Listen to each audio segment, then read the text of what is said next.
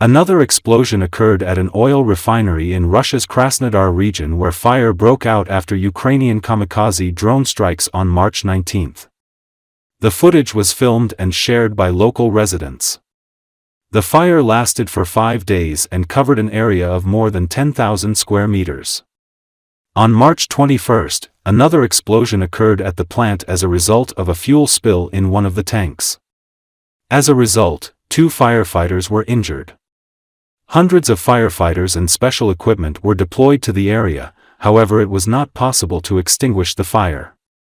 It should be noted that the pipeline connecting the tanks was also damaged as a result of the drone strike. The plant had to temporarily suspend its operations.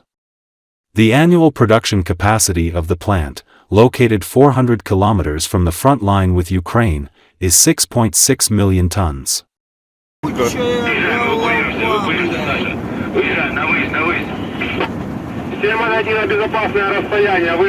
Да здесь 400 метров шарит.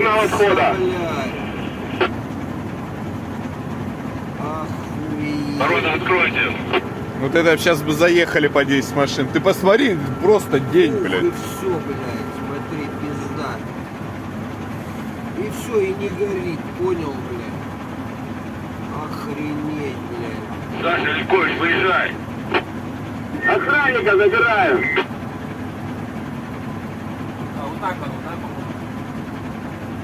Ебать. А что с другими резервуарами теперь? Сейчас чуть На 101, второй. Цел, нет, все нормально, ты вышел? Так точно. Ты, слава богу, не ходить больше туда никуда, ну и нахуй, все, уходите. Было 3 штаба.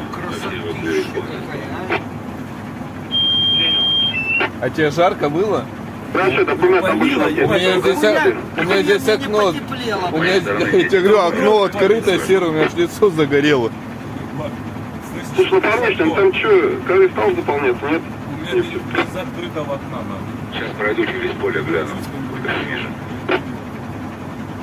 Вот здесь был выброс больше вверх такой. Сейчас пойду через поле гляну. Да.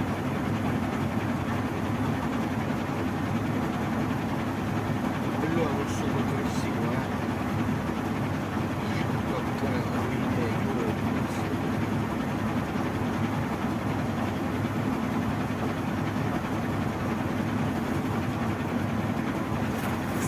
Ну запозднился, да. Ух ты, уебала. Ух ты. Есть контакт, а? Ух ты. Ля-ля-ля-ля. Нихуя себе. Ух. Извините за мат. Сейчас должно сюда дойти, да? Ладно. Не, ну она просто пыкнула без взрыва.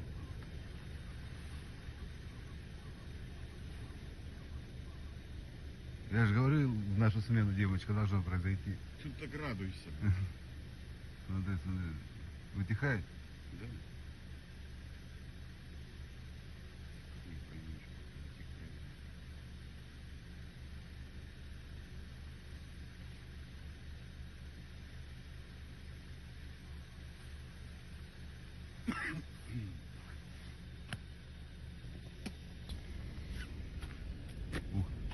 Извините за мат.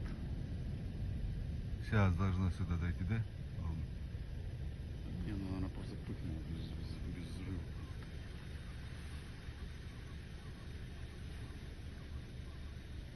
Я же говорю, в нашу смену девочка должна произойти. Ты так радуйся. Смотри. Вытихает? Да.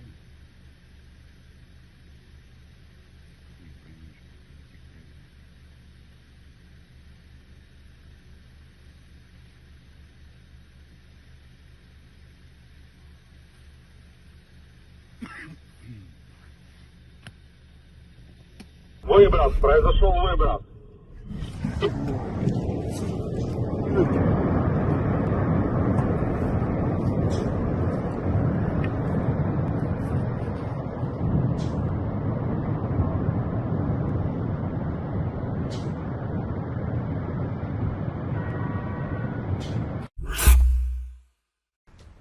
Ukrainian troops attacked the Russian airfield Engels for the third time in the last 10 weeks. It is known that in conversations between US President Donald Trump and the leaders of the Russian Federation and Ukraine, both sides expressed readiness to stop attacking energy and infrastructure facilities, but such a decision has not yet been made officially, and an attack on the airbase is not included in a possible agreement. This is what military observer David Axe writes for Forbes.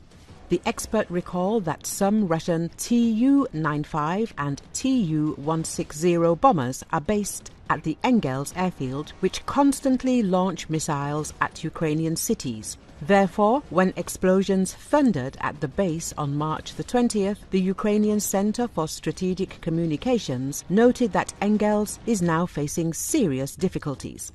The last few months have been difficult for Engels. On January the 8th, Ukrainian drones flew at least 600 kilometers to strike Engels. The explosions caused a fire at a huge oil depot containing up to 800,000 tons of fuel, a fire that raged for several days. Axe recalled. Within 6 days, the fire died down on its own or was extinguished by firefighters. However, a few hours later, on January the 14th, drones struck again, the expert emphasized. Every damaged ammunition depot, oil refinery, storage tank or chemical plant weakens Russia's ability to wage war against Ukraine.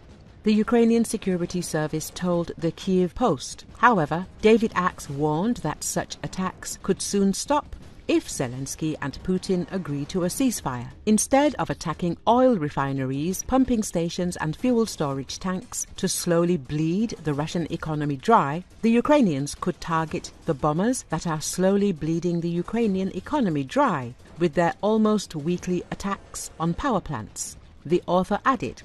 Axe noted that it is not yet known which drones were used in the January attacks on Engels, but the Kiev Post noted that they were PD-2, Beaver, Luty and UJ-22. The expert emphasized that Ukraine has created a large number of long-range UAVs that can cover distances of more than 1,000 kilometers. A ceasefire might briefly limit Ukraine's deep strike campaign by narrowing its target list, but it probably won't stop it. If anything, Ukrainian forces are steadily expanding the territory in Russia they can strike and identifying military targets that require follow-up strikes, Axe concluded.